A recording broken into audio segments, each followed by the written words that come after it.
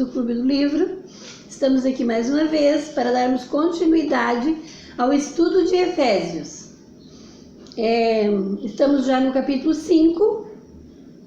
No primeiro vídeo a gente fez do 1 ao 4 e agora nós vamos entrar para o capítulo 5. O meu objetivo aqui é fazer com que você leia a palavra de Deus, fazer com que você se interesse por um estudo assim mais profundo da palavra de Deus.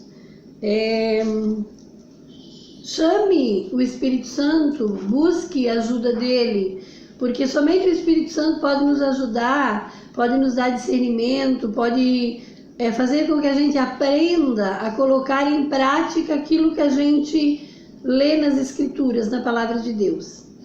Então, nós, iniciando no capítulo 5, a gente tem: sede, pois, imitadores de Deus como filhos amados, e andai em amor, como também Cristo nos amou e se entregou a si mesmo por nós, como oferta e sacrifício a Deus em aroma suave. Olha só o que o apóstolo Paulo colocou aqui: sede, pois, imitadores de Deus. Depois de tudo que ele trabalhou, escreveu e falou desde o capítulo 1, ele vai falando de quem nós somos em Cristo Jesus, do que foi conquistado na cruz do Calvário para nós, o que nós temos em Cristo Jesus. E quando ele chega aqui no capítulo 5, ele diz: sede, pois, imitadores de Deus. Olha só que profundo que tem aqui nessa frase. Sede, pois, imitadores de Deus. Como assim eu e você imitar a Deus? Deus grande, o Deus criador dos céus e da terra, o Deus de Isaac, Jacó e Abraão. Mas é o que está escrito aqui na palavra. Paulo disse: sede, pois, imitadores de Deus, como filhos amados. Em que eu e você podemos imitar a Deus? Eu creio que aqui a gente precisa de sermos pessoas curadas na paternidade. Nós ver Deus como Pai. Aqui chama a atenção também da gente que tipo de evangelho que chegou até nós. O evangelho que foi pregado para nós. O evangelho do arrependimento, que nos leva à cruz de Cristo e que nos coloca novamente em comunhão com Deus Pai, que foi para isso que Jesus veio, para restaurar o nosso relacionamento, o relacionamento entre o homem e Deus. Ou o evangelho que chegou até a gente foi aquele evangelho de mesmice, aquele evangelho de ir no culto, ir na igreja, alguém convidou você para a sua vida mudar, mas não foi o evangelho de arrependimento que foi pregado, porque é o evangelho de arrependimento que nos dá a condição, nos dá a possibilidade de fazer o caminho da cruz e sermos reconciliados com Deus. Daí então a gente pode imitar a Deus como filhos amados. E imitar a Deus em quê? O apóstolo Paulo diz ali, e andai em amor, como Cristo nos amou e se entregou a si mesmo por nós. Então, o amor de Deus revelado a nós em Jesus Cristo, o amor de Deus derramado sobre o nosso coração, vai nos dar condição de andar em amor, de ter amor, esse amor de Deus nos nossos relacionamentos. Ele fala desde o início sobre o relacionamento que se dá entre Deus e o homem, esse relacionamento que nos levou até Jesus, o que Jesus fez por nós, para que nós tenhamos intimidade com o Pai e com Jesus. ele continua falando de 5 em diante, depois que ele fala desse assunto importantíssimo, eu acho, sobre imitar a Deus, e isso eu creio estar bem claro que é no amor de Deus, é ter este amor que Deus colocou nas nossas vidas para com outras pessoas.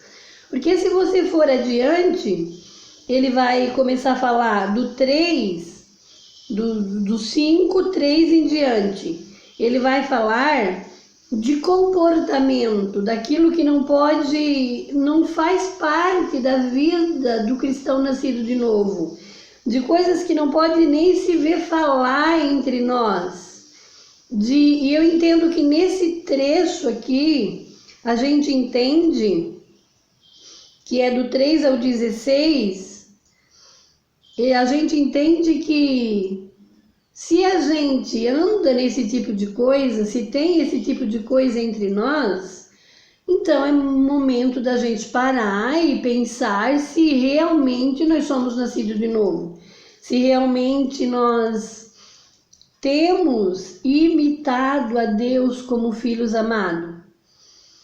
É uma série de aconselhamento que Paulo vai falando do 5 até o 17, 18, daí no 19 ele dá uma orientação de falando entre vós com salmos, entoando e louvando a Deus de coração ao Senhor, com hinos e cânticos espirituais, dando sempre graças por tudo a nosso Deus e Pai, em nome do nosso Senhor Jesus Cristo.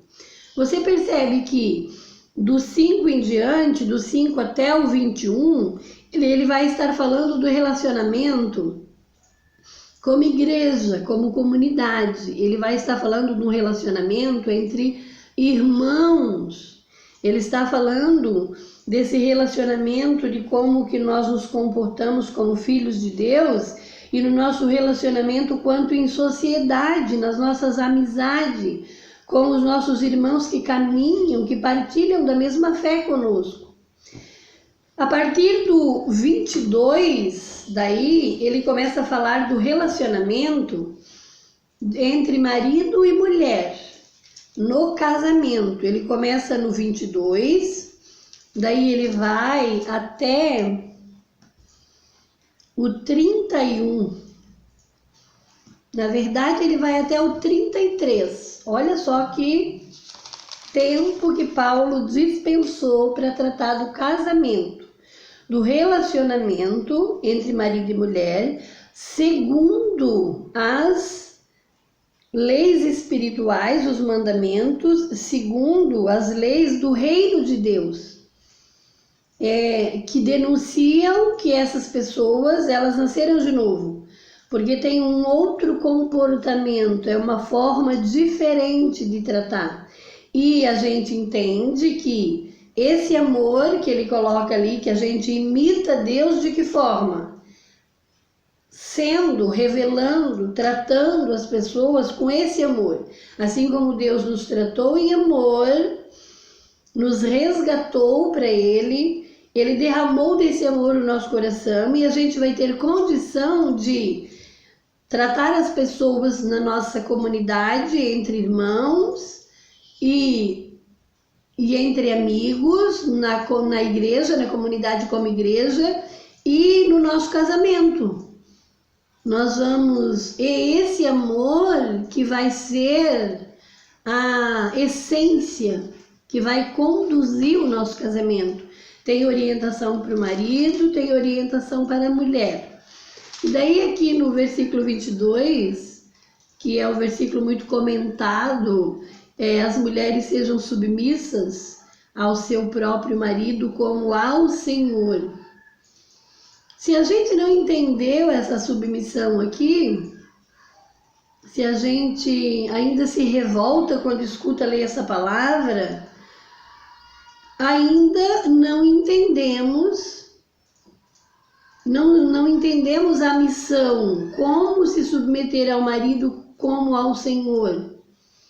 Então, se tem algo na nossa vida, nós mulheres ainda temos problemas com essa palavra, significa que temos que estudar um pouquinho mais a Bíblia e entender como é que se dá essa submissão, que a mesma que se submete ao marido, a gente deve se submeter ao Senhor e vice-versa. Ele vai até o 33 falando desse relacionamento. E olha que são coisas extremamente profundas, gloriosas para se estudar e para se entender.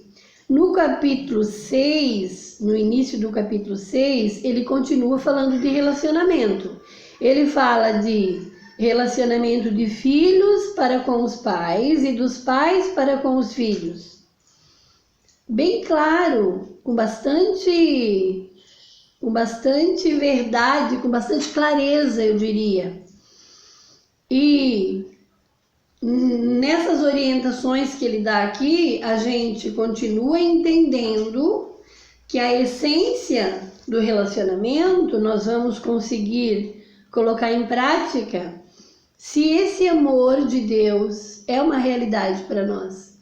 Se esse amor que é para nós imitarmos a Deus, se esse amor ele está derramado no nosso coração, nós não vamos ter dificuldade em tratar os nossos filhos, não provocar a ira do nosso filho, buscar na disciplina e na demonstração do Senhor.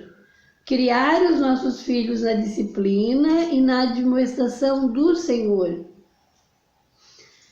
Os filhos, eles vão obedecer aos pais, eles vão entender o que é honrar o pai e a mãe, para que sejam abençoados, para que usufruam da promessa que tem sobre isso.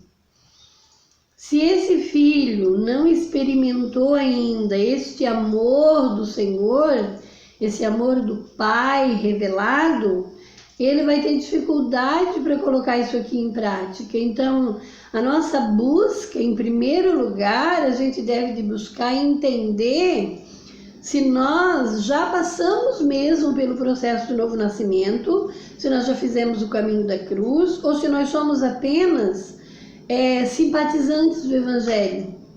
Se nós somos atraídos para um grupo de pessoas que se chama igreja, porque nós queríamos que a nossa vida melhorássemos em certas áreas e nos prometeram que ia melhorar, e por causa disso eu fui.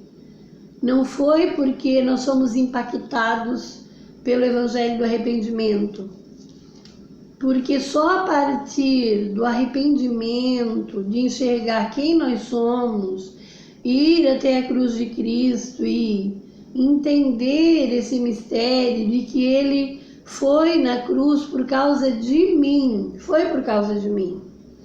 E eu saí desse processo realmente vendo Deus como Pai.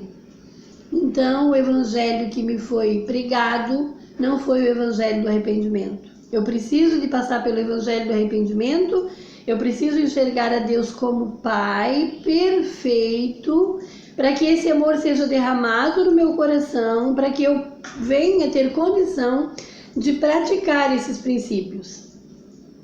Quando ele chega a partir do 5, você vai ver que ele vai falar no relacionamento entre patrão e empregado. Ele vai do 5 ao 9.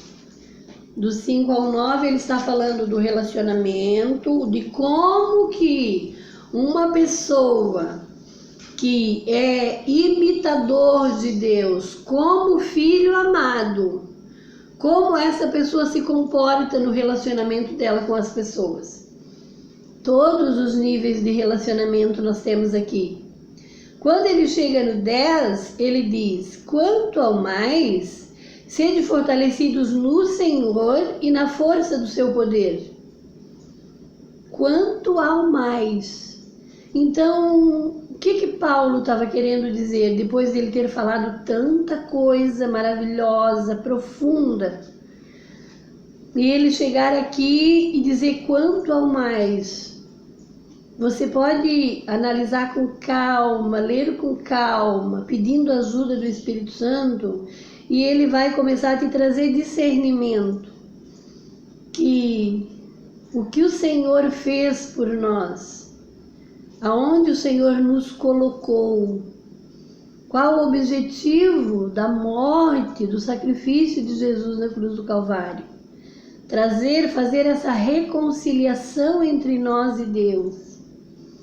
Depois que temos isso, é uma realidade na nossa vida, temos condição de imitar a Deus como filho amado. E ainda chega aqui no final, ele diz: quanto ao mais, sede fortalecidos no Senhor e na força do seu poder. Paulo diz assim: tem mais alguma coisa? Com certeza tem mais alguns detalhes da vida, do cotidiano que eu não coloquei aqui. Sede fortalecidos no Senhor. O Senhor tem resposta, o Senhor tem solução para isso também. E na força do seu poder. Quer dizer que se você buscar no Senhor, você vai receber força, você vai receber ajuda, você vai receber energia do Pai, para você ir buscar na força do seu poder, que é a palavra, para resolver essa situação também. Ele diz: revesti-vos de toda a armadura de Deus, para poderdes ficar firme contra as ciladas do diabo. Porque a nossa luta não é contra o sangue e a carne, sim contra os principados e potestades, contra os dominadores deste mundo tenebroso, contra as forças espirituais do mal nas regiões celestiais. Essa parte aqui é algo que me chama muito a atenção, eu acho muito profundo. Porque a gente escuta, a gente ouve as pessoas usarem muito esse texto. Eles dizem rapidamente: porque nossa luta não é contra a carne e o sangue. Mas na prática, no dia a dia, a pessoa não consegue viver espiritualmente de maneira que ela identifique que ela não está lutando contra a carne e sangue. O que eu percebo nos aconselhamentos é que dá muito trabalho, é só o Espírito Santo que pode convencer, na verdade. A pessoa não olhar para aquele filho que está com muitos problemas e perceber que ali tem uma ação espiritual, que não é contra o filho que nós temos que lutar.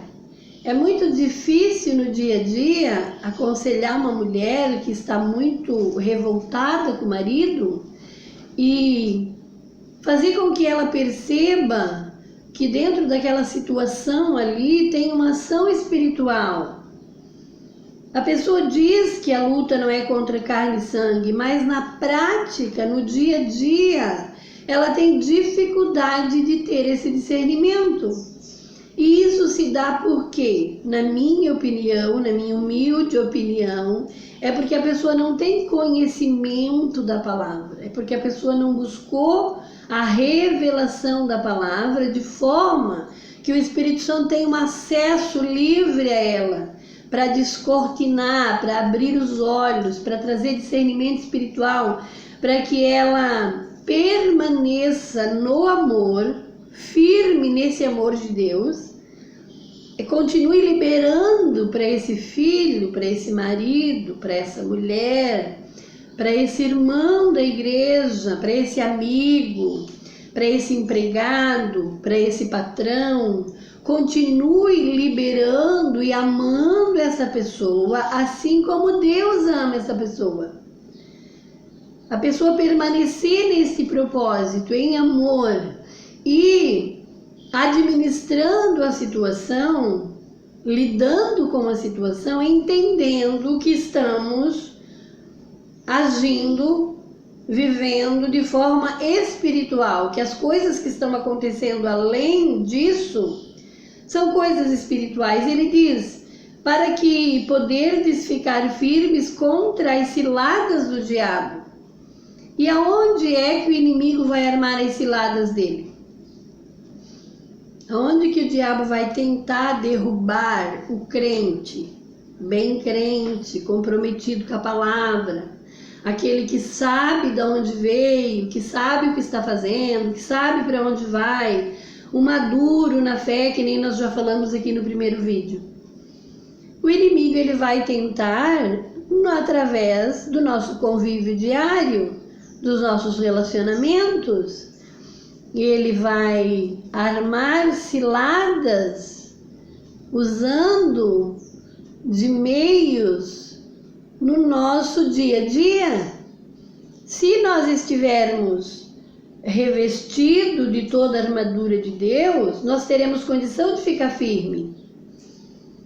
Porque a nossa luta não é contra carne e sangue, é contra, sim, os principados e potestades, contra os dominadores deste mundo tenebroso, contra as forças espirituais do mal nas regiões celestes. Portanto, aqui chega nos X, aonde eu queria chegar, onde, pelo motivo, eu trouxe o Efésios, para a gente dar uma estudada no Efésios. Portanto, quer dizer, você precisa saber que você não está brincando de ser espiritual. A gente precisa de ter o discernimento de que não são repetindo palavras assim, porque a nossa luta não é contra carne e sangue. Não é de brincadeirinha, isso é de verdade. Por isso ele diz, portanto, tomai toda a armadura de Deus, para que possais resistir no dia mau, e depois de tendo vencido tudo, permanecer inabalável. Chega aquele dia mau, aquele dia do ataque do inimigo contra a nossa família, contra os nossos filhos, contra nós mesmos, no nosso ministério, nos nossos relacionamentos com amigos, numa situação de patrão e empregado, aquele dia que o inimigo ataca com todas as forças dele, para que você se sinta traído, para que você seja criticado, para que você seja mal compreendido e que você tenha um dia muito mal. Mas se você e eu, se nós tivermos consciente de que não é de brincadeira, nós estaremos firmes, nós estaremos usando as armaduras de Deus. E vai ser uma luta? Vai ser uma batalha? Vai, mas a gente vence. Porque ele diz aqui, depois de terdes vencido tudo, permanecer inabalável. Eu tive uma luta muito grande, foi uma guerra mesmo para valer. Dentre tantas que eu já tive, dentre tantas que nós já tivemos, algumas pessoas aqui conhecem o testemunho da minha filha. Foi uma batalha? Foi um dia ou dois? Não, foram meses de batalha. Mas chegou o dia em que a coisa aconteceu, em que nós saímos vencedores, em que chegou o final, o dia mau acabou, passou. Nós saímos vitoriosos dessa luta. Por quê? Porque é isso que a Bíblia diz. Que quando nós entendemos quem somos em Deus, a luta, a batalha, ela já está ganha. E depois de ter vencido, permanecer inabalável. Nós permanecemos inabaláveis depois da luta. Nós não saímos dessa luta todo arrebentado, todo mal. Não, porque aqui está dizendo que se nós estivermos com toda a armadura de Deus, no dia mau, depois de ter vencido tudo, eu vou permanecer inabalável. Estai, pois, firme. Ele está falando da mesma coisa. Ele continua no mesmo raciocínio. Estai, pois, firmes, cingindo-vos com a verdade e vestindo-vos da couraça da justiça. Você saiu de uma batalha, você teve um dia mau, que esse dia é uma forma de expressão aqui. É um dia mau que pode durar 3 meses, pode durar 30 dias. É um dia mau que pode durar apenas algumas horas, mas é um dia mau.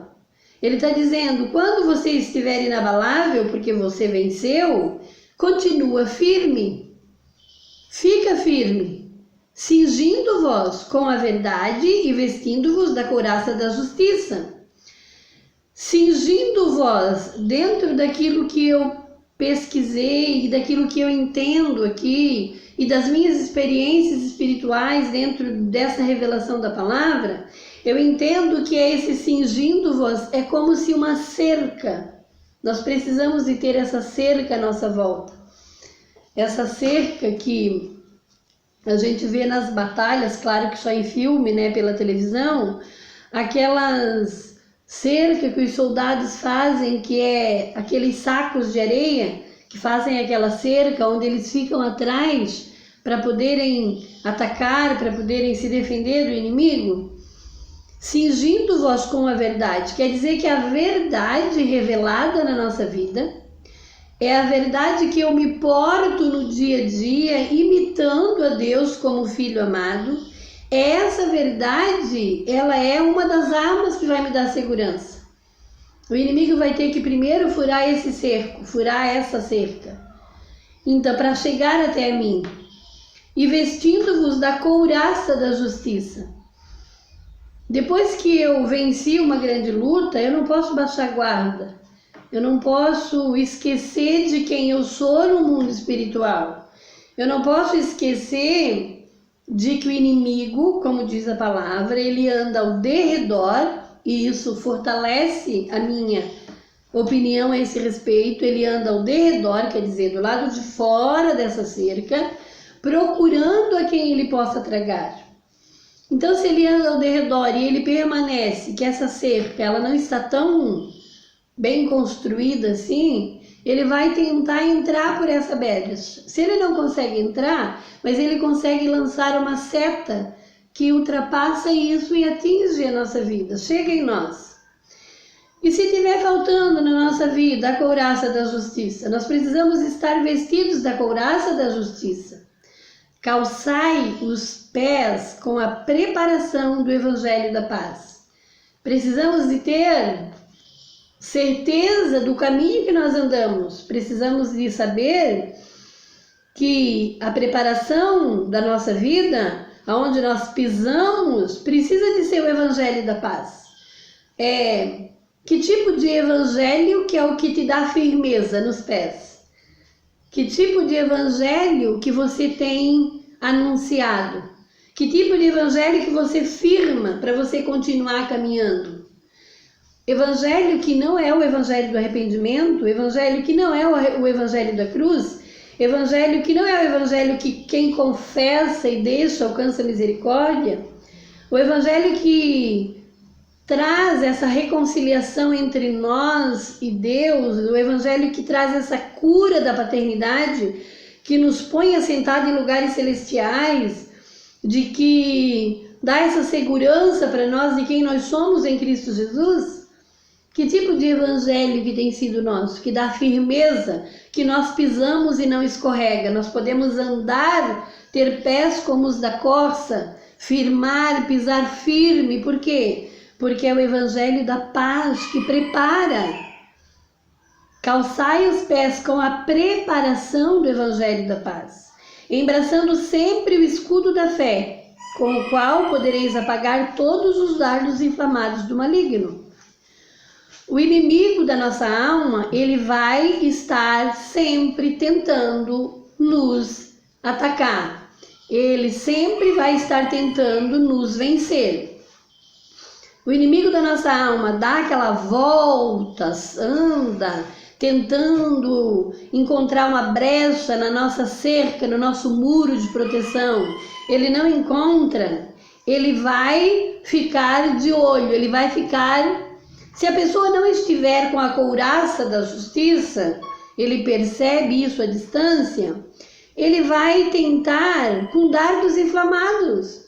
O inimigo ele tem formas de longe tentar nos atacar. Mas pela palavra de Deus, se nós estivermos sempre conscientes de quem nós somos em Deus, de quem nós somos no mundo espiritual, nós temos o escudo da fé. Nós precisamos embraçar, porque ele diz aqui, embraçando o escudo da fé.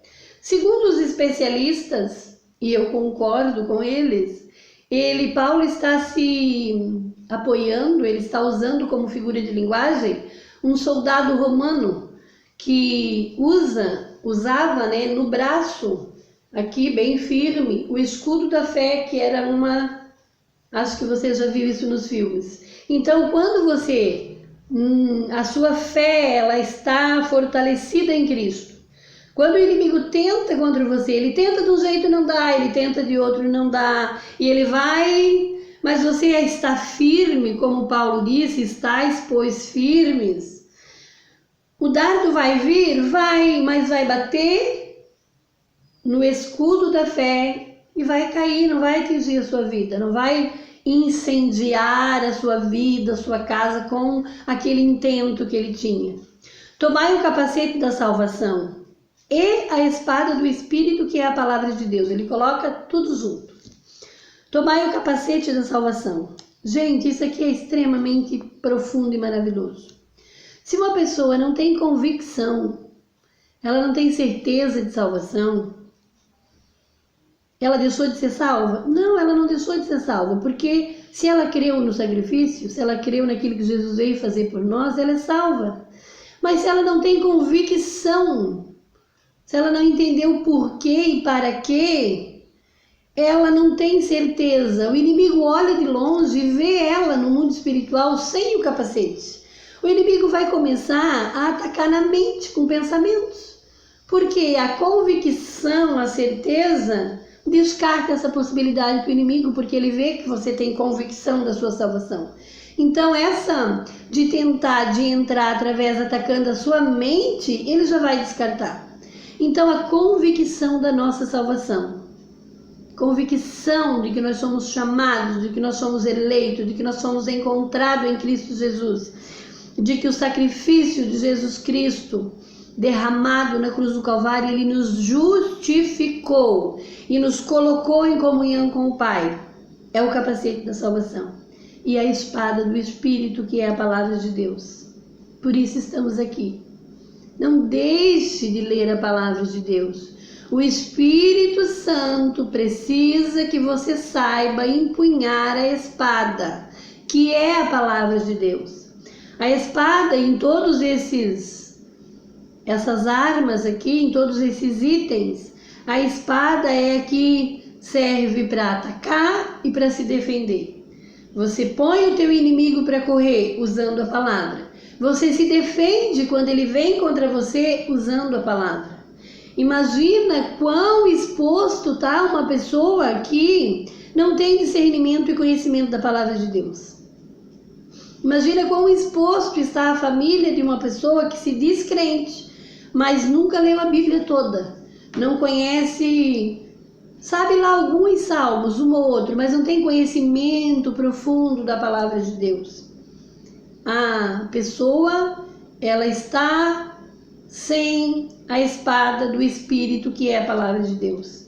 E por fim, Paulo encerra dizendo: com toda oração e súplica, orando em todo tempo no Espírito, e para isto vigiando com toda perseverança e súplica por todos os santos. Então, meu amigo e minha amiga do Clube do Livro, você não está sozinho, nós não estamos sozinhos. Nós temos a confiança, a certeza de que os santos, nós estamos como igreja, no corpo de Cristo, lutando com esse general que é Cristo. Nós não estamos só.